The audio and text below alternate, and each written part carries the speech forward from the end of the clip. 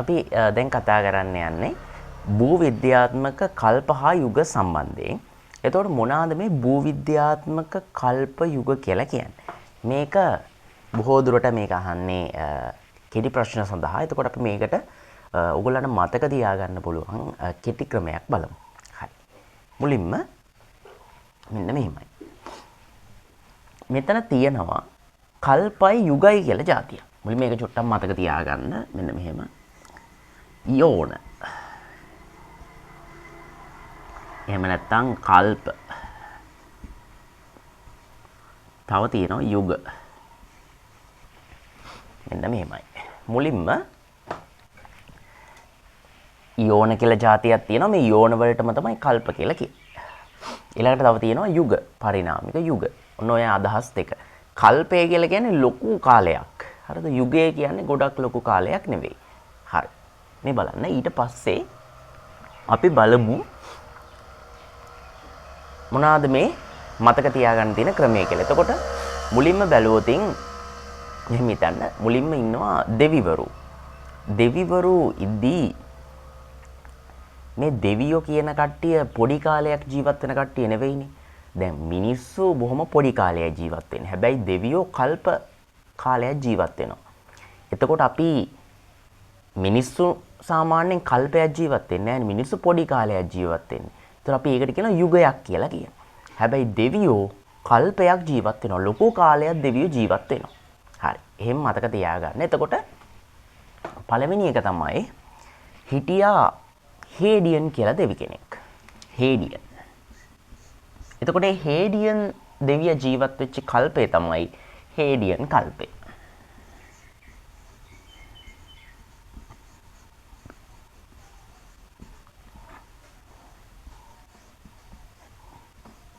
හරි. එතකොට මේ හේඩියන් කල්පයේදී මේ හේඩියන් දෙවිය මොකද කරේ? පෘථුවිය මැව්වා.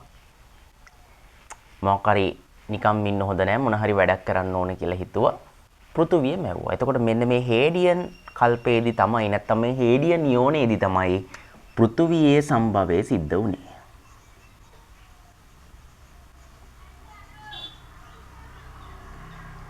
පෘථුවියේ සම්භවය සිද්ධ වුනේ. ඊළඟට පෘථුවිය කියන්නේ පොඩි දෙයක් නෙවෙයිනේ. මෙයා එතකොට දැන් ලොකු දෙයක් කරලා තියෙන, හරි කොන්ෆිඩන්ට් එක තියෙනවා. මෙයා ඇති දැන්. පෘථුවිය කියන්නේ විශාල නිර්මාණයක්නේ. ඊට පස්සේ හේඩියන්ගේ පුතා තමයි ආකියන්. ආකියනොත් කල්පයක් ජීවත් වෙනවානේ. එතකොට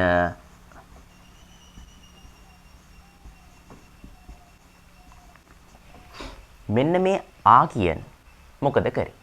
දැන් තාත්තා පෘථුවිය මවලනේ තියෙන්නේ. මෙයා මේ පෘථුවියේ පාළුව යන්නත් එක්ක පෘථුවිය හිස්තැන් ටික පිරෙන්න පාෂාණ නැත්තම් ගල් මැව්වා. එතකොට පෘථුවියේ ආදිතම පාෂාණ නැති කරේ ආකියන්. ඒ කියන්නේ ආකියන් කල්පයේ.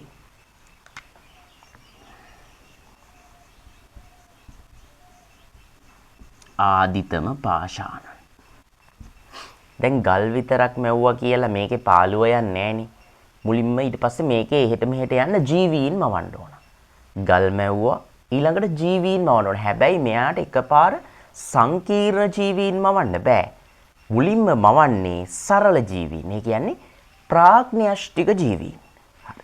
එතකොට ප්‍රාග්න්‍යෂ්ටික ජීවී පොසිල ඇති වුණා.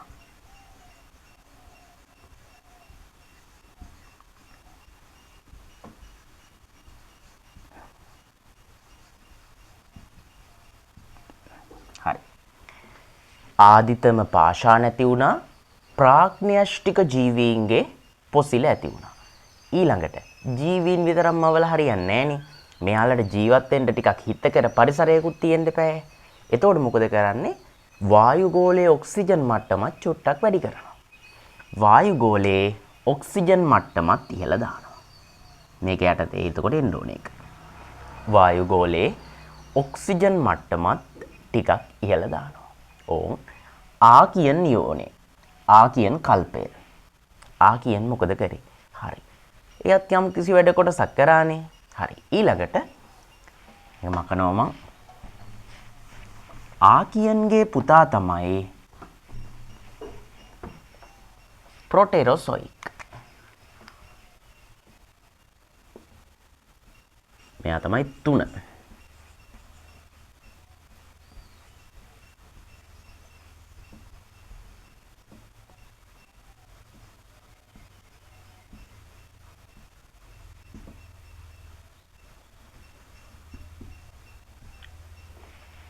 ප්‍රොටෙරොසොයික්. එතකොට දැන් ප්‍රොටෙරොසොයික කියලා කියන්නේ ආකියන්ගේ පුතානේ. දැන් එතකොට දැන් මෙයාගේ පාලන කාලය වෙනකොට මේ දෙවියාගේ පාලන කාලය වෙනකොට මේ දෙවියාගේ පාලන කාලය වෙනකොට පෘථුවිය සම්භවය වෙලා තියෙන්නේ. ආදිතෙන් පාෂාණ ඇති වෙලා තියෙන්නේ. ප්‍රාග්ඥාෂ්ටිකෝ ඇති වෙලා තියෙන්නේ. වායුගෝලයේ ඔක්සිජන් සාන්ද්‍රණය වැඩි වෙලා තියෙන්නේ. මෙයාත් මොන හරි දෙයක් කරන්න එපා. නම තියලා යන්න එපා. මෙයා මොකද කරන්නේ? දැන් ප්‍රාග්ඥාෂ්ටිකෝ ඇති වෙලානේ තියෙන්නේ. ශූන්‍යාෂ්ටිකයෝ මවනවා. එතකොට මේක පිළිවෙලක් විදිහට මතක තියාගන්න පුළුවන්. එතකොට ශූන්‍යාෂ්ටික ආදිතම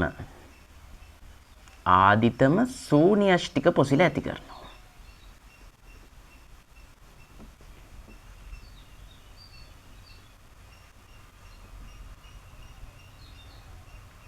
හරි.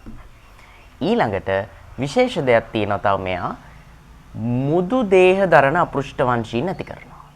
හරි. මුදු දේහ දරන එක මතක තියාගන්න. මුදු දේහ දරන අපෘෂ්ඨ වංශීන් ඇති කරනවා. ඊළඟට ඇල්ගී වල විවිධාංගීකරණයක් සිද්ධ වෙනවා. මුදු දේහ දරන අපෘෂ්ඨ වංශීන් ඇති කරනවා. ඇල්ගී වල විවිධාංගීකරණයක් සිද්ධ වෙනවා. හරි. ඒක තමයි එතන කතාව.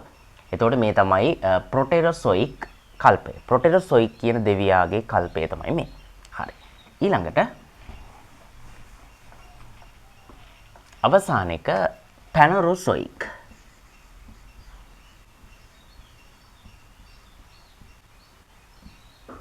හතර. පැනරොසොයික් කල්පය. එතකොට මේ පැනරොසොයික කියන දෙවියා මොකද කරන්නේ? මේ පැනරොසොයික කියන කෙනා එහෙම ලොකු වැඩක් කරන කෙනෙක් නෙමෙයි. හරිම කම්මැලි කෙනෙක්. ඊළඟට මෙයා මනුෂ්‍ය කාන්තාවක් එක්ක විවාහ වෙලා හම්බ වෙනවා මනුස්ස يعني මිනිස් දරුවෝ 3 දෙනෙක් හම්බ වෙනවා. හරිද? ඊට පස්සේ යන්නේ මිනිස්සුන්ගේ පාලන කාලේ. හරිද? දැන් මේ පැනරොසොයික කියන කෙනා හැම වැඩක් කරන්නේ නැහැ කියන්න තරම් දෙයක් කරපු කෙනෙක් නෙවෙයි. එයා මනුෂ්‍ය කාන්තාවක් එක්ක විවාහ වෙලා හදනවා මනුෂ්‍ය දරුවෝ 3 දෙනෙක්. ඒ 3 දෙනා තමයි පේලියෝසොයික,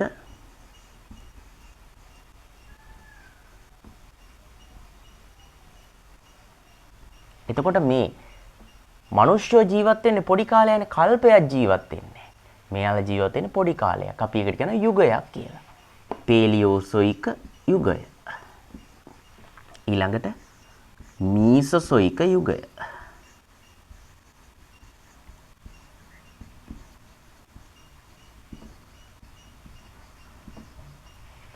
ඊළඟට 3 සීනොසොයික යුගය.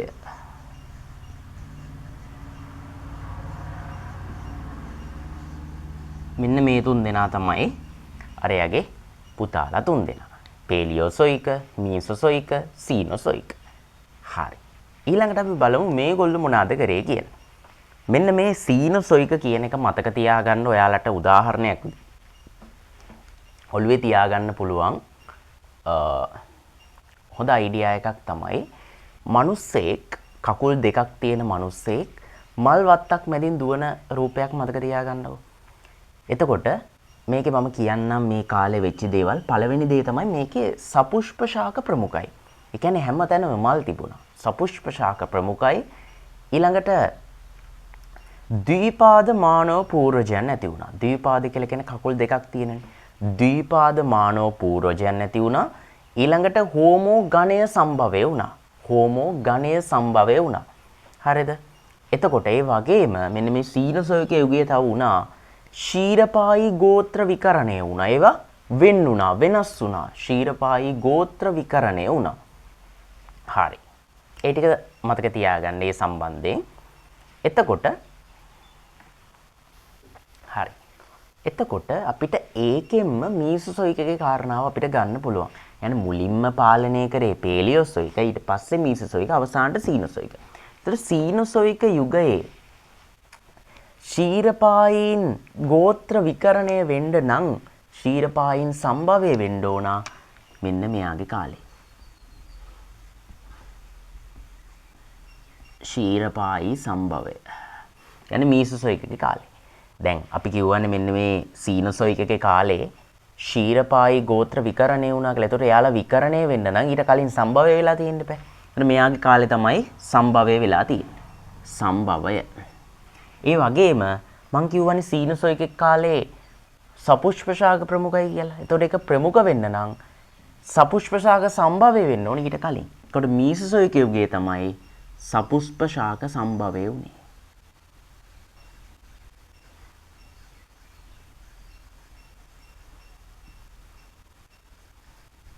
සපුෂ්පශාක සම්භවය වුණේ. හරි. එතකොට සපුෂ්පශාක සම්භවය වුණේ මේ කාලේ. ඒ වගේම ඩයිනෝසරයන්ගේ ඇතිවීම, ප්‍රමුඛ වීම, නෂ්ට වීම ඔය තුනම උනේ මෙන්න මේ මීසොසොයිකගේ කාලේ. ඩයිනෝසරයෝ ඇතිවීම, ප්‍රමුඛ වීම, නෂ්ට වීම කියන ඔය තුනම උනේ මෙන්න මේ මීසොසොයිකගේ කාලේ. ඒ වගේම ඔයාලට මේක මතක තියාගන්න පුළුවන් Ice Age මේකේ තියෙන කේතුදර ශාක. අන්නේ කේතුදර ශාක අස්සෙන් ඩයිනෝසරයෙක් යනවා වගේ මතක තියාගත්තා නම් හරි.